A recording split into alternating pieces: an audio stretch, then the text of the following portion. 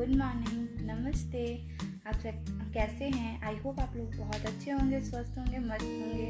भगवान की कृपा आपके ऊपर सदैव बनी रहे। आज मैं अपना सेकंड ब्लॉग आपके साथ शेयर करने जा रही हूँ। आई होप आपको पसंद है। सेकंड ब्लॉग के अंदर मैं अपना होम टूर करवा रही हूँ। चलिए चलते हैं। यहाँ से हमारे घर की स्टार्टिंग होती है। घर के सामने में ही एक बड़ी सी पेड़ है जो शो प्लांट के तौर पे है। इसमें कोई फल फूल नहीं होता मगर बहुत ही खूबसूरत लगता है।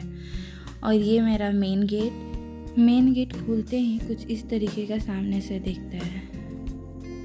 इधर से मेन एंट्री है, जो सेकंड मेन गेट होता है वो है। और इधर में पीछे के साइड से आने का रास्ता है। और इधर से ही इधर में साइड में सीढ़ी है, जो पीछे के साइड से भी आके आदमी ऊपर जा सकता है और फ्रंट से भी है।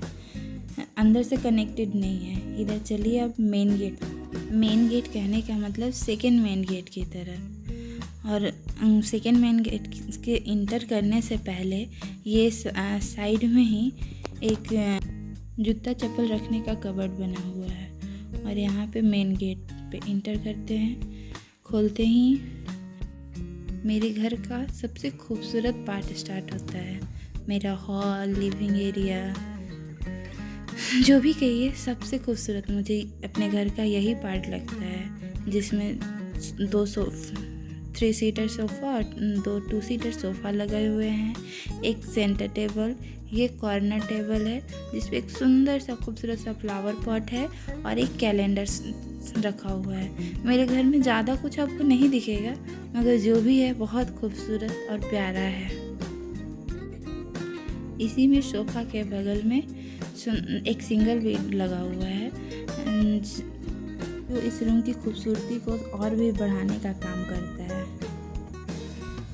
ये मेरा सेंटर टेबल बहुत ही छोटा सा क्यूट सा बहुत प्यारा लगता है हमको। और इस तरीके से मेन गेट से इंटर करते ही कुछ ऐसा व्यू मेरे रूम का दिखता है। आप बताना कैसा आपको लगा। चलिए अब कुछ खास चीज़ से आपको मिलाते हैं और अपने इंटरेस्ट के बारे में भी बताते हैं। हमें थोड़ा सा इंटरेस्ट ज्योतिषी में भी है। मैं थोड़ा बहुत जानती भी हूँ। इसका रीज़न मेरे पापा जी हैं।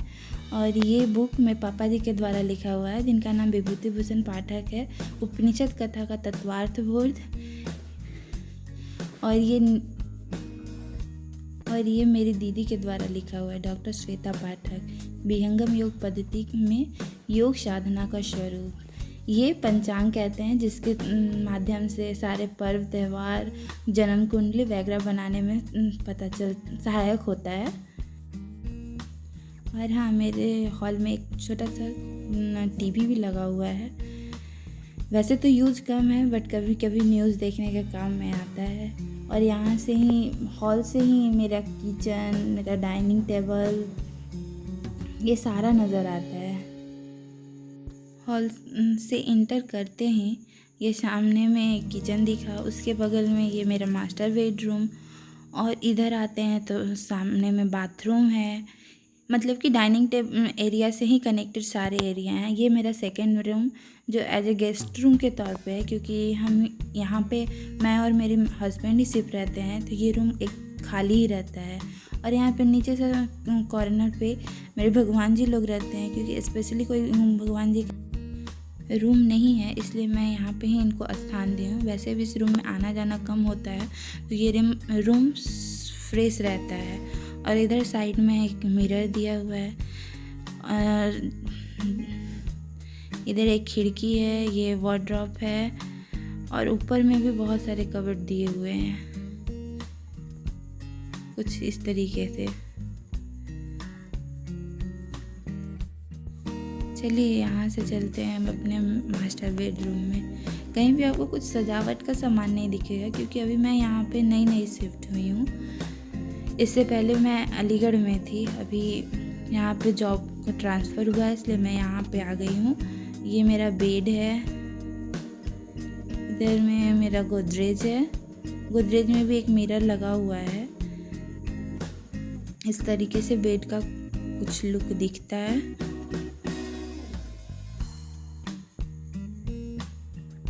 इधर में कबर्ड है बड़ा सा,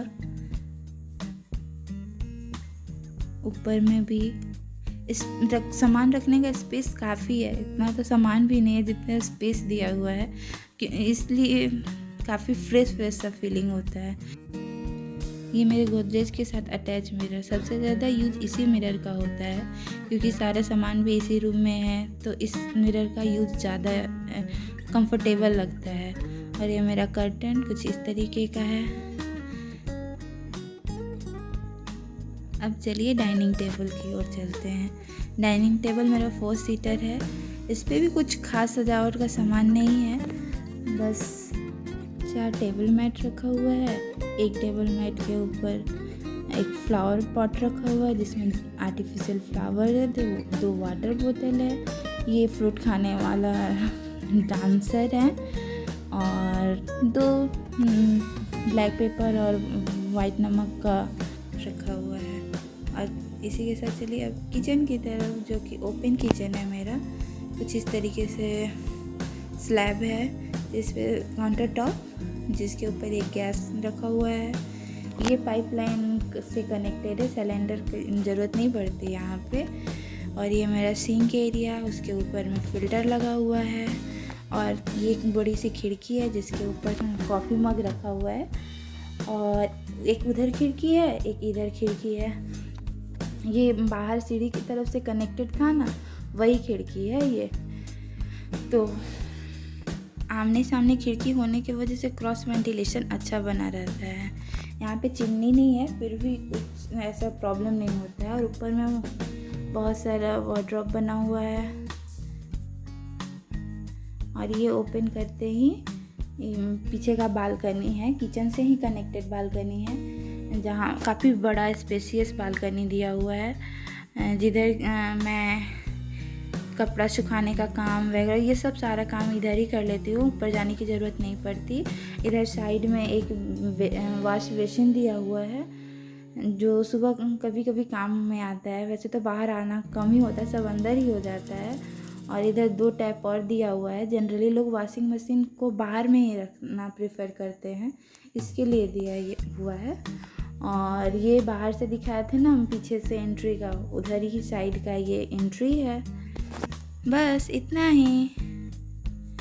इसी के साथ मेरा होम टूर समाप्त। आपको यह मेरा होम टूर पसंद आया हो, अगर होम टूर पसंद आया हो तो प्लीज़ इसे लाइक, सब्सक्राइब एंड शेयर करें और मुझे सपोर्ट करें। मिलते हैं फिर नेक्स्ट ब्लॉग में। बाय।